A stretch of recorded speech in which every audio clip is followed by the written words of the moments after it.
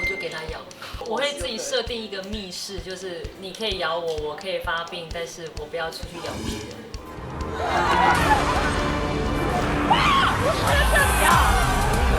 什么办活动啊？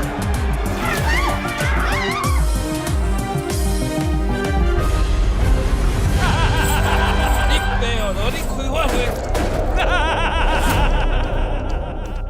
我除了失速列车，因为有恐流之外，我咬着要看完之外，其实我不敢。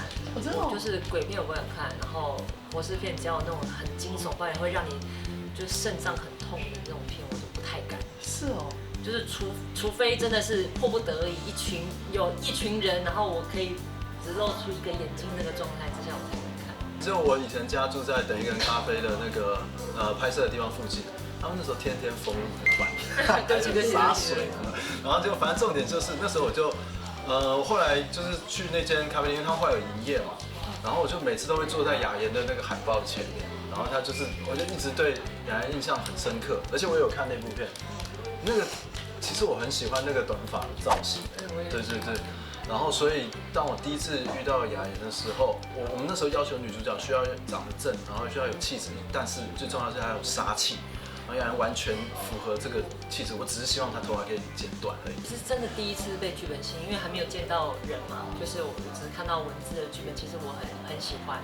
可是这个喜欢就是很难讲，因为你从来没有看过这种类型，然后这样拍，你会觉得第一个想法是他拍得成吗？就是我觉得他拍得到吗？台湾的，然后的现在的资源，然后或者是现在的环境，或者是哇，你应该要很大的成本，就是它很大场面的调度，才能够完成这个作品。但是我觉得如果能够这个作品如果真的能够拍成的话，我觉得会非常厉害。然后我觉得这个也很挑战我自己，因为它就不会是一个用你自己以往所尝试过的演戏的手法进去这个角色里面。其实它基本上就是你要完全把之前所设定的、所想的跟所有的全部丢掉，因为节奏、风格跟表演形式是完全不一样的。第一是有活尸在追赶，你已经没有办法静下来。然后大部分的时间都在奔跑，然后大部分的时间都在逃难，大部分的时间都在尖叫、吼叫、怒吼，然后打人，然后各种的套招，然后各种的喷血。所以我觉得最常碰到的状况就是你情绪真的在崩溃的边缘，然后再加上有一些情感，你在这么高亢的情绪之下，当你要面临到一些真实情感的时候，它不是低频的处理，它是非常高频的处理。所以其实那个高频的处理是真的，我觉得好像已经不是已经跳脱演戏这件事情，就是你本人在崩溃。就是那时候你在看剧本的时候，你已经有心理准备了，然后你知道他们开拍的时间就是在夏天的时候，其实你已经有那个打算，就觉得应该不会太舒适，然后心里想说立法院一定有空调，然后一定有冷气，然后顶多就是在拍的时候把冷气关掉，因为收音。殊不知他们建的那个场景是一个旧的废弃的废墟的议会，所以是断水断电。你知道最扯的是什么？其实我们去的时候，本来我们觉得那边是会有电，可是有小偷把所有的线路都剪断，然后把那些线偷走，所以我们要重接的话，可能要花60万才有办法把水电复电。然后所以其实本来这个计划也是希望说可以有冷气或者有空调。听说还没水哦。没有水啊，对吧？那结果你拍完照去想要去洗个手或什么都没办法。我们有啦，我们就是那叫什么水箱，然后跟那个流动厕所，然后一些基本的东西还是会。是一个用工地的概念。对，工地的概念，因为它真的是工地啊。对。干干净净不好吗？为什么会变这样子？为什么一定要弄成这样？当然，我们现在是杀青的，回头再去看那一段时间很辛苦，但是有点乐此不疲。怎么说？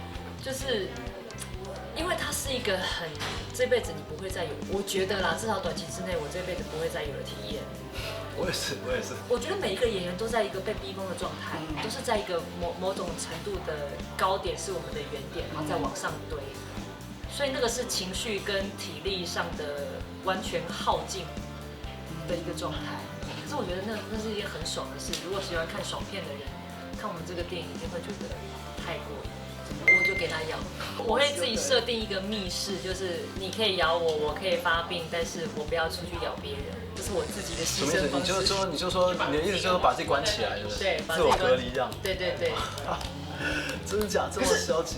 你被对被咬之后，刚开始还有一点意思，那个时候你就想说把自己关起来。对，就是不要再去咬别人，不要再去扩散那个东西。但是我觉得我就是逃不了。反正我就最快时间躲到我家里面，就如果我在路上死掉的话那算，但我反正就应该会宅在家里面不出来，然后等到食物用尽为止。对，我就会跳楼之类的，因为我不想要被咬死啊。不行，你跳楼之后他们咬你，你还是会被活死。没关系啊，没差，我已经死了。那被咬不是也是死了吗？没有会痛吗？就比较那种跳楼不痛。